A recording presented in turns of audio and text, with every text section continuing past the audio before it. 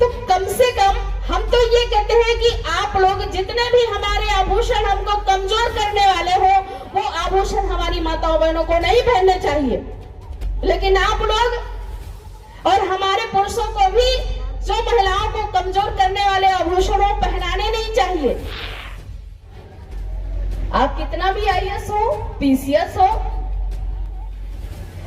आप कभी भी हिम्मत नहीं कर पाएंगे। अगर महिला कोई भी हाथ में चूड़ी पहनी है तो किसी चोर को पकड़ने की हिम्मत नहीं है उसमें, जो वो चोर को पकड़ ले, क्योंकि वो डरेगी हमारी कहीं चूड़ियां ना गिर जाए, हमारा कहीं कोई झुमका ना खींच के ले जाए, कहीं हमारा नाक में कील ना गड़ जाए। ये डर करके कमजोर होती है महिलाएं, और इसीलिए महिलाओं को इतना सब पहना करके कमजोर बना दिया गया। क्यों? परम पूजी बोधिसत्व बाबा साहब बी.आर. अम्बेडकर तथा समाज में तमाम उन महापुरुषों को याद करते हैं जिन्होंने इस काबिल बनाया, समाज में एक चेतना भरी, समाज को एक साहस दिलाया, जिनकी बदौलत से आज हम उनको प्रेरित होते हुए, उनसे प्रेरणा लेते हुए आज हम इस मुकाम पे, आज हम इस मंच पे आप लोगों के समक्ष अपनी बात कहने के पात्र हुए। और बहुत बहुत साधुवाद मैं देना चाहूंगी कि मुझे कार्यक्रम के बारे में मुझसे पूछा भी नहीं गया था कि आप आएंगी, आपके पास में मौका है, समय है, नहीं है।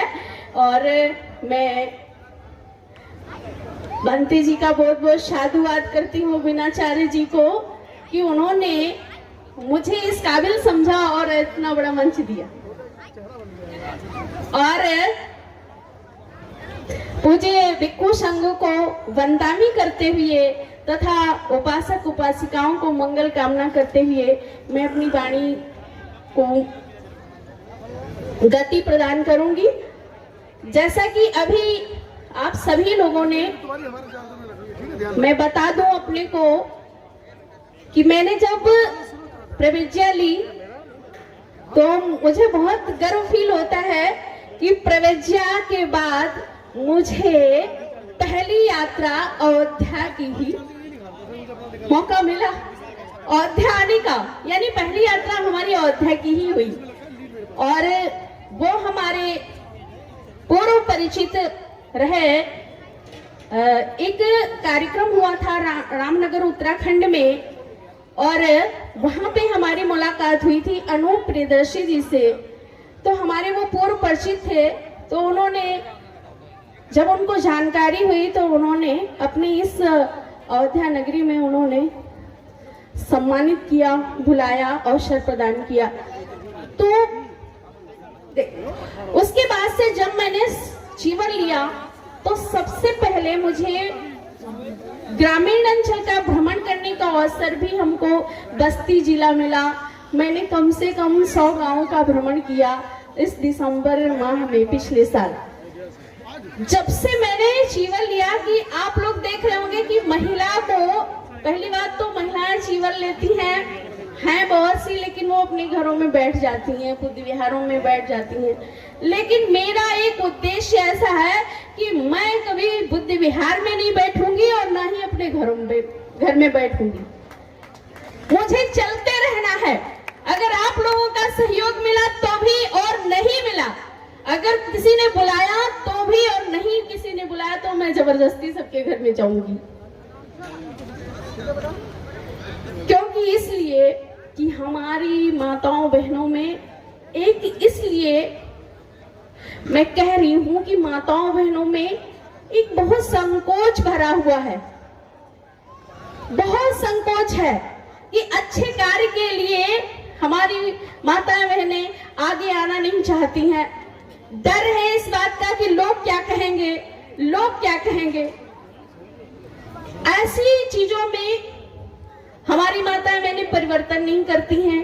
और परिवर्तन किस में आता है? परिवर्तन किस में आया? मैं तो कहती हूं कि जिन घरों पहले की महिलाएं घूंघट में रहना पसंद होती थी मनुष्य पुरुषों को, वो आज संविधान के बाद से वो महिलाएं घूंघट उठा करके, घूंघट उतार करके वो शिक्षा की ओर चली गई। लेकिन हमारे बहुजन समाज की महिलाएं क्या करी, उनको दुल्हन पसंद बनना आया, उन्हें वो दुल्हन बनना पसंद करी, उनको आभूषण पसंद आए, उनको घर में रहना पसंद आया। कम से कम जो महिलाएं घूंघट में रखी जाती थी वो आज IAS PCS और सब कुछ है। लेकिन हमारे समाज के पुरुष वर्ग ने अपनी महिलाओं को, अपनी माताओं और अपनी बहनों को कहा कि नहीं, हमारी घर की इज्जत है, हमारी घर की इज्जत है। और एक तरफ हम लोग कहते हैं पढ़ी लिखी लड़की रोशनी घर की, क्या हम इसलिए पढ़ाते लिखाते हैं कि हम अपने घरों में ही बंद करके उसको रखें? केवल नौकरी कराने के लिए ही उसको पढ़ाएं लिखाएं? क्या उसको और सामाजिक जिम्मेदारी नहीं है? लोग, जब हम लोगों के घरों में जाते हैं तो हमारे जागरूक ये उपासक लोग कहते हैं महिलाएं सुधरना नहीं चाहती हैं, महिलाएं आडंबर से निकलना नहीं चाहती हैं, महिलाएं अंधविश्वास में जकड़ी हुई हैं। लेकिन क्या हमने कभी विचार किया है 70 साल के बाद, संविधान के आने के बाद से हम लोगों ने कहीं मीटिंग लगाया, पुरुष लोग गए, कहीं सभाएं हुई, पुरुष गए, कहीं कोई कार्यक्रम हुए, पुरुष गए। हमारी माताएं बहनें केवल शादी ब्याह मुंडन संस्कार तक ही सीमित रही। इसके आगे आप लोग सामाजिक कार्यों और गतिविधियों में क्या हमारी माताओं बहनों को स्थान दिया? नहीं दिया। और जब दिया नहीं तो आप कहने वाले कौन होते हैं कि हमारी माताएं बहनें अंधविश्वास और आडंबर में जकड़ी हुई हैं? कम से कम उनको जानकारी तो दीजिए। आप लोगों की गलती है। संविधान के आने के बाद में जिनको वस्त्र पहनने का अधिकार नहीं था, आज वो माताएं बहनें घूंघट में रह रही हैं। अरे उनसे कहिए घूंघट हटा करके जरा दुनिया तो देखो, उनको जानकारी कराओ। हमने तो मीटिंगों में जानकारी कर ली, ऐसा होता है, वैसा होता है, वैसा होता है, लेकिन आप मीटिंगों से आकर के जो सीख के आए वो हमारी माताओं बहनों को कभी नहीं सिखाया। अगर आपने सिखाया होता तो आज भंते जी कह रहे थे कि हमारी माताएं बहनें करवा चौथ व्रत रहती हैं। अरे उनको कम से कम रोका तो होता एक बार कि करवा चौथ रहती हैं, क्यों रहती हो? अरे एक बार बताया होता आपने कि आपके भूखे रहने से मेरी उम्र लंबी नहीं होगी, आपने बताया होता। और हम तो जहां जाते हैं वहां बताते हैं माताओं बहनों से, और आप लोगों को भी समझाने का प्रयास करते हैं। कहते हैं कि माताएं बहनें, अगर पति की वास्तविक पूजा है, अगर पति की लंबी आयु के लिए वास्तविक व्रत रखती हो, तो चंद्रमा की पूजा करने की क्या आवश्यकता है? बताइए, चंद्रमा की पूजा की आवश्यकता है? नहीं है, क्योंकि पति की पूजा तो किसी भी टाइम हो सकती है, किसी भी टाइम पति की पूजा हो सकती है। आप लोगों ने कभी ना तो करवा चौथ के बारे में जानकारी रखी, ना तो आप जो सिंदूर धारण करती हो सिंदूर के बारे में भी आपको जानकारी नहीं है। अरे इसीलिए तो बुद्ध धम्म कहता है कि पहले जानकारी करो, उसके बाद में वो काम करो। लेकिन आप लोगों को जानकारी करने के लिए, और हमारे जितने भी उपासक लोग हैं, जितने जिज्ञासु हैं, जितने जागृत हैं, उन्होंने तो इस बात को बताया नहीं हमारी माताओं बहनों को, ना तो उनको रोका कहीं। अरे करती हैं तो करने दो, करती हैं तो करने दो। जब आप चंद्रमा को देख करके पूजा करती हो तो पति की पूजा कहाँ हुई? पति की पूजा नहीं हुई। अगर पति की वास्तविक पूजा करती हो तो एनी टाइम, यानी किसी भी समय आप कर सकती हो, उसमें चंद्रमा का कोई भी इंतजार नहीं रहेगा आपको, उसमें चंद्रमा का कोई रोल भी नहीं है। वो किसी टाइम 10 बजे, 11 बजे, 1 बजे, 2 बजे, जितने टाइम मन आए उतने टाइम पूजा कर लो। लेकिन चंद्रमा जब निकलता है तो पूजा करती हैं। और हम तो कहते हैं, इसी वजह से हमारी माताएं बहनें और हम ये वही बात कहते हैं, किसी को बुरा लगे या किसी को अच्छा लगे, एक तो शूद्र और दूसरे ये महिलाएं जागृत होना नहीं चाहती हैं, क्योंकि उनको रोटी मिलती है फ्री की, उनको खाने को मिलता है फ्री को, और जिसको फ्री को खाने को मिलता है वो कभी सुधरना नहीं चाहता। आप लोगों को बैठे बिठाए रोटी मिलती है, इसलिए आप भी मस्त हो, लेकिन कम से कम अपनी सुरक्षा के बारे में भी तो जानिए। कि हम तो ये कहते हैं माताओं बहनों से, अगर बाहर निकलने का प्रयास करती हो, अगर कोई भी परेशानी आती है, कहीं आपकी हिम्मत डगडगाती है, तो कम से कम फूलन देवी को पढ़ लीजिए, कम से कम माता सावित्री बाई को पढ़ लीजिए, कम से कम हमारे समाज में और विदेशी महिलाओं को पढ़िए, जिन्होंने बड़े हिम्मत और धैर्य से, जिस प्रकार से 8 मार्च को महिला दिवस मनाया जाता है, महिला दिवस में विदेश की महिलाओं ने उन्होंने कहा कि हमें भी अपने बराबर चलने का मौका दीजिए। तो कम से कम आप अपने, न किसी को के लिए, तो कम से कम अपने घर में अपने पति के साथ, अपने पुत्र के साथ, अपने भाई के साथ चलने का तो प्रयास कीजिए। लेकिन आप लोग प्रयास नहीं करती हैं। भाई कितना भी मना करे, लेकिन फिर भी आप उनसे बहस तो करिए कि भाई क्यों नहीं। आज संविधान की देन की वजह से, आज संविधान ना होता माताओं बहनों, तो आज ये अच्छे कपड़े जो पहन रही हो, अच्छे कपड़े पहनने का अधिकार नहीं मिलता। अरे आप आज सिंदूर जो लगा रही हो, वो सिंदूर लगाने का भी अधिकार नहीं था। अरे कपड़े पहनने का अधिकार नहीं था, सिंदूर और जेवर कहां से पहनती। आज बाबा साहब को धन्यवाद दीजिए, लेकिन हमें ऐसे जेवर नहीं पहनने चाहिए। हम आज भी कहते हैं, और शायद यहाँ पे सपना जी अगर बैठी होंगी तो उनको भी पता होगा कि हम उनसे भी कहना चाहते हैं कि जितने भी हमारे जागरूक लोग हैं, वही कहीं तो गले में गंडा बांध करके उपदेश मतलब भाषणबाजी करते हैं, कहीं तो हाथ में कलावा बांध करके गीत गाते हैं, कहीं तो हमारे मतलब उनके घरों में भी आडंबर होता है। तो ये देख देख करके हमारे लोग सुधरते नहीं हैं। पहले मंच पे जाने से पहले, मंच पे जाने से पहले, भाषण देने से पहले कम से कम अपने रीति रिवाजों को सुधार लीजिए, तब जाकर के दूसरों को शिक्षा दीजिए, तभी अमल आएगा। नहीं तो वो पुरानी कुरीतियों को ही अमल करेगा व्यक्ति। इसलिए आप सपना जी को देख रही थी, कोई आभूषण नहीं है उनके बदन पे, आज उनकी पहचान है।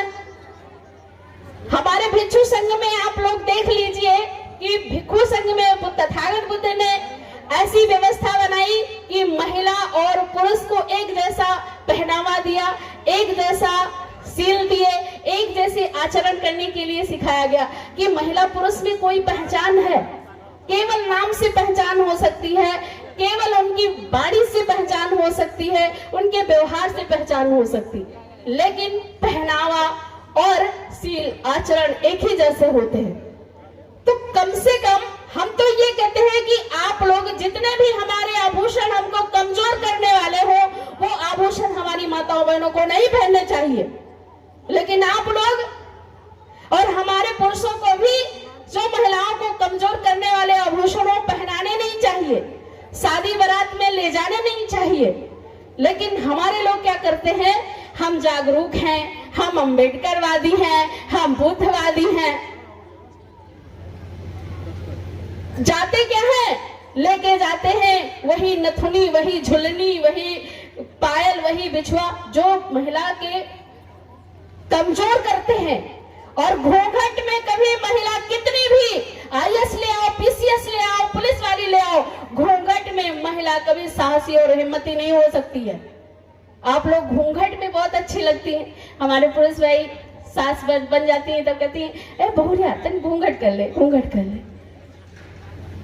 क्या आप लोग बता सकते हैं कोई महिला कितनी भी हिम्मती हो, घूंघट में वो जरूर कमजोर हो जाएगी। ना हमारी बात में विश्वास हो तो अनुभव करके देख लीजिएगा। आप कितना भी आईएएस हो, पीसीएस हो, आप कभी भी हिम्मत नहीं कर पाएंगे। अगर महिला कोई भी हाथ में चूड़ी पहनी है तो किसी चोर को पकड़ने की हिम्मत नहीं है उसमें, जो वो चोर को पकड़ ले, क्योंकि वो डरेगी हमारी कहीं चूड़ियां ना गड़ जाए, हमारा कहीं कोई झुमका ना खींच के ले जाए, कहीं हमारा नाक में कील ना गड़ जाए। ये डर करके कमजोर होती है महिलाएं, और इसीलिए महिलाओं को इतना सब पहना करके कमजोर बना दिया गया। क्योंकि उस समय जब वोल्गा टू गंगा आप लोग पढ़ेंगे तो उस समय महिलाओं की स्थिति को कितनी बलवान हुआ करती थी, और उसके बाद में जो महिला शक्तिशाली होती थी उसी को घर का मुखिया बना दिया जाता था, समझ रहे हैं। और हमारी महिलाओं को, हमारी माताओं बहनों को कमजोर बना दिया गया।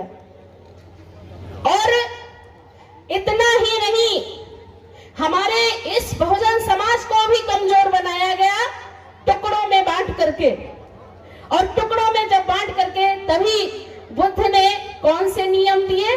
3 संघ दिए उन्होंने, 3 चीजें दी। और 3 चीजों के बाद में बताया, शायद हमारे पूज्य भंते लोग सभी लोग पढ़ते हैं, सक्कत्ता बुद्ध रत्नंगोषधं उत्तंग वरंग, यानी बुद्ध की शरण इतनी उत्तम है, इतनी औषधि पूर्ण है, और इसको ग्रहण करने से आपको लाभ होगा। सक्कत्ता बुद्ध रत्नंगोषधं उत्तंग वरंग हित देव मनुष्यानंग बुद्ध तेजेन शोथिना, यानी बुद्ध जैसे, और सब दुख मिट जाते हैं। नशंत पद्दवा सभ्य दुखा विनाश मेंतु, यानी सारे दुखों का नाश हो जाता है बुद्ध की शरण में जाने से। तो माताओं, बहनों और जितने भी हमारे उपासक उपासिका बैठे हैं, सभी बुद्ध की शरण में जाने का काम करें।